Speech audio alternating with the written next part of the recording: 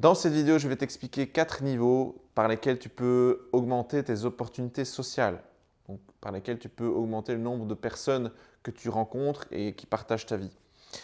Tu as sûrement déjà remarqué sur les réseaux sociaux notamment qu'il y a des personnes qui semblent toujours être bien entourées.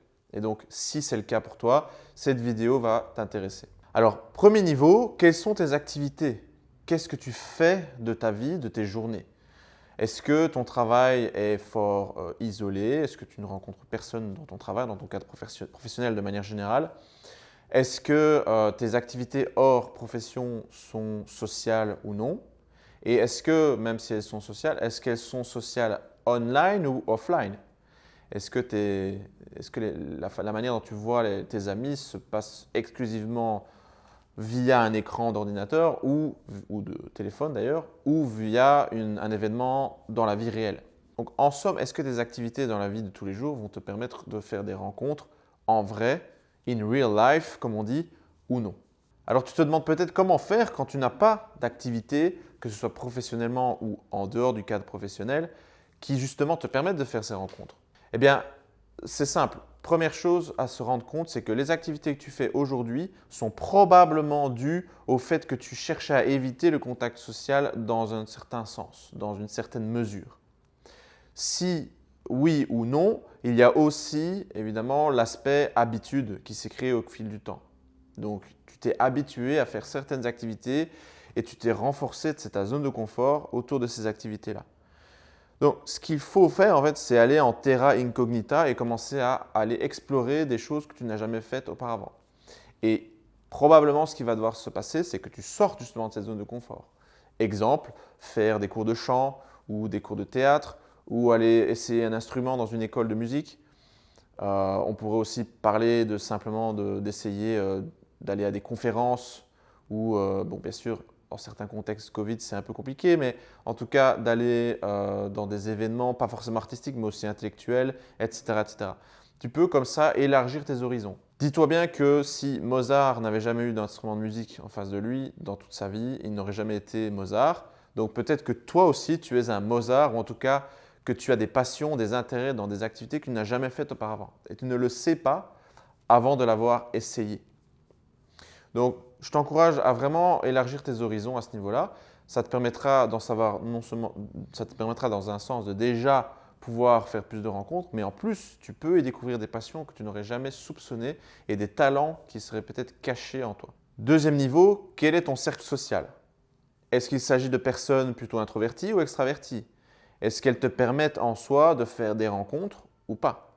Est-ce que ce cercle social est fermé ou ouvert? Si ton cercle social est un frein à la rencontre de nouvelles personnes, alors tu vas devoir soit te trouver un autre cercle social, pas forcément remplacer le précédent, mais t'en trouver un autre, ou modifier, ou en tout cas encourager ton cercle social actuel à faire justement ces rencontres. J'imagine que par exemple, si tu es quelqu'un de célibataire avec un cercle social d'amis célibataires et que vos activités se résument à des activités plutôt à l'intérieur, entre vous toujours, eh bien, tu vas pouvoir peut-être les encourager à faire des activités à l'extérieur en évidemment les convainquant de l'intérêt.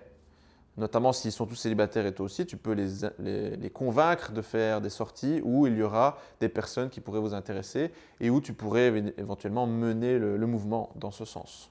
En tout cas, rester dans un cercle social fermé et espérer que par miracle, il y ait une personne qui un jour s'y incruste et qu'il s'avère que ce soit la future mère de tes enfants, c'est un peu irréaliste. Donc si tu ne crois pas au miracle, il va falloir agir. Troisième niveau, ça concerne le courage à aller aborder des inconnus dans un contexte, dans n'importe quel contexte en fait.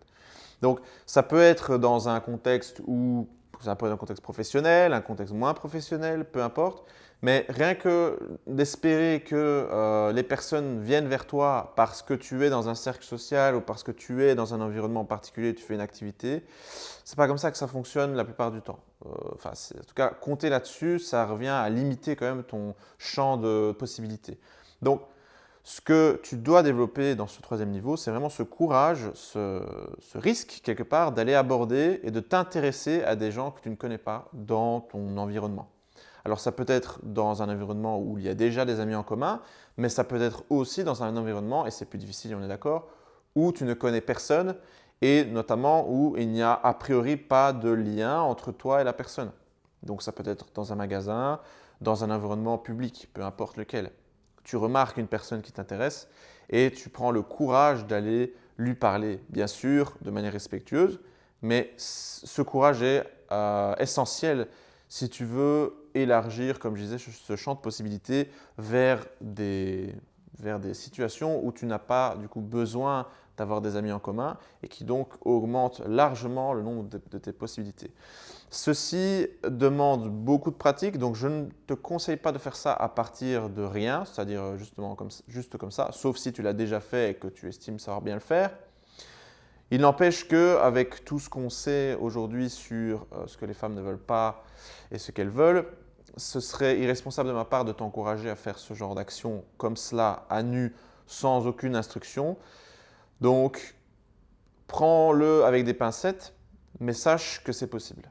Alors, une objection que j'ai souvent quand j'évoque ce sujet-là, c'est des personnes qui me disent « Moi, je ne suis pas quelqu'un qui… Enfin, les gens ne m'intéressent pas de manière générale. Je suis introverti, je suis plutôt asocial, je ne parle qu'à mes amis, les inconnus, ils ne m'intéressent pas, je ne vois pas pourquoi j'irais leur parler, etc. » Bon, déjà, si tu regardes cette vidéo, j'en déduis que c'est parce que le sujet des rencontres t'intéresse et que tu voudrais faire plus de rencontres. Donc, déjà, il y a un intérêt, rien que par ça. Maintenant, si tu n'utilises que cet élément-là comme centre, comme raison moteur pour faire tout ce que tu voudrais faire dans ce sujet-là, ça te limiterait et surtout ça se verrait quelque part que tu n'es pas complètement sincère. Et ce que tu dois, et pour non seulement être plus sincère, mais aussi pour que ce soit plus sain quelque part comme démarche, ce que tu dois faire, c'est de t'intéresser de manière vraiment honnête aux gens.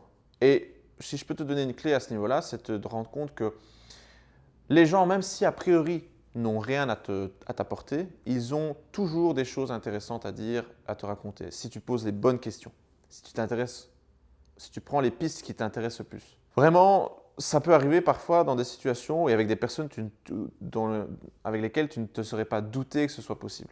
Donc je t'encourage vraiment à sortir de ta zone de confort à ce niveau-là et à t'intéresser aux gens. Et au pire, si après un certain temps tu te rends compte qu'ils n'ont vraiment rien d'intéressant pour toi, tu peux toujours décider d'abréger la conversation et de t'en aller.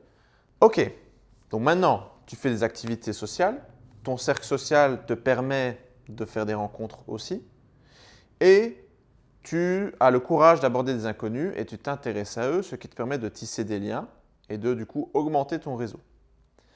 Maintenant, quand tu vas sur les réseaux sociaux et que par exemple tu décides de parler à quelqu'un qui te plaît, a priori, cette personne réagit mal, n'a pas l'air d'être très intéressée. Pourquoi? Parce que ta vie est peut-être intéressante, mais tu ne la projettes pas, tu ne le montres pas sur les réseaux.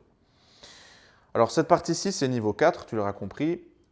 C'est un petit peu un bonus, on va dire, mais ce serait dommage de se priver d'une partie, ce serait dommage de se priver d'un ensemble de possibilités online, sachant qu'aujourd'hui, beaucoup finalement d'opportunités offline sont limitées à cause de la crise qu'on connaît. Donc pourquoi se limiter à le réel quand on peut aussi profiter de l'online? Donc ce que je t'encourage dans ce sens, c'est de prendre plus de photos de tes activités, de tes événements, des moments que tu partages avec tes amis, des photos de groupe, des photos seules, des photos de ce que tu vois, donc des photos à la première personne, des photos à la deuxième personne ou à la troisième personne, pour pouvoir avoir cette variété, montrer un petit peu toutes les différentes facettes qu'il y a dans ta vie et projeter du coup la valeur que tu as sur les réseaux. Alors, quand je dis ça, il y a des clients qui me disent « Oui, moi je ne suis pas comme ça, je ne suis pas ce genre de personne qui se sent dans le besoin de se montrer sur les réseaux. » Alors oui, ok, ne le fais pas, mais sache que du coup, tu perds une partie de possibilités qui peut être, dans les cas, comme je l'ai dit, de crise actuelle, beaucoup plus importante que les possibilités dans la vie réelle. Et si ça peut t'aider à le faire pour ne pas que tu aies cette dissonance en toi, tu peux te dire que, rappelle-toi quand tu étais jeune, quand tu étais en famille et que grand-mère ou grand-père ressortait son album photo avec toutes les photos de ton enfance et qu'on les montrait même parfois à des gens des visiteurs qui n'étaient pas spécialement de la famille. Est-ce que ça paraissait réellement comme étant une forme de vanité ou d'arrogance? C'était du partage, comme ce qui est de plus sain au monde. Simplement, il faut donc que tu comprennes la différence, c'est qu'il y a effectivement des gens qui exagèrent sur les réseaux en effectivement voulant compenser quelque chose qui leur manque dans la vraie vie et qui font semblant par photo. Mais toi, ce n'est pas ce que tu vas faire. Toi, tu ne fais simplement que montrer une vie qui est déjà là et qui existe. Et c'est pour ça d'ailleurs l'intérêt de commencer par les 3 premiers niveaux avant de finir par le 4e. Parce que sinon, tu ne ferais que finalement montrer des photos de choses qui sont du vent, qui n'existent pas vraiment. Donc voilà, si tu vois des hommes qui généralement ont l'air bien entourés sur les réseaux, généralement c'est parce qu'ils ont un ou plusieurs des éléments que j'ai cités auparavant. Donc ils ont des activités intéressantes qui leur permettent de faire des rencontres, un cercle social qui leur permet de faire des rencontres et le courage de faire ces rencontres, donc d'aborder des inconnus. Et en plus de ça, ils projettent cette valeur, cette vie active et sociale sur les réseaux, ce qui leur permet de faire encore plus de rencontres. Pourquoi? Parce que quand tu vois quelqu'un sur les réseaux qui a beaucoup d'amis et que ses amis ont l'air d'apprécier cette personne, clairement, ça te donne envie de connaître cette personne parce que tu te dis que cette personne est probablement intéressante d'une manière ou de l'autre. Maintenant, peut-être qu'en regardant cette vidéo, tu te dis « j'ai déjà tout ça. Pourquoi est-ce que je suis toujours célibataire, je ne trouve personne qui me corresponde malgré cela ?» Et il est fort probable que si tu as beaucoup d'opportunités mais qu'aucune finalement ne t'apporte ce que tu recherches, c'est que soit tu ne fais pas les rencontres aux bons endroits, donc les personnes que tu recherches ne sont pas là où tu les cherches, soit c'est toi le problème et que c'est que tu manques quelque chose. Alors ça peut être l'hygiène, quelque chose aussi basique que l'hygiène, le style, ça peut être ton charisme qui est inexistant, c'est-à-dire que tu es invité dans tous ces endroits-là mais tu es un petit peu invisible, tu es un petit fantôme, tu es là dans un coin. Tous ces éléments-là, voire peut-être aussi l'estime de toi par exemple, influencent ton succès même si tu as énormément d'opportunités. Donc si tu veux des conseils à cet égard, n'hésite pas à m'envoyer un message soit sur mon compte Instagram Maël Manis Mentorat, soit sur mon compte LinkedIn Maël Manis. Et sur ce, je te dis à bientôt pour une prochaine vidéo.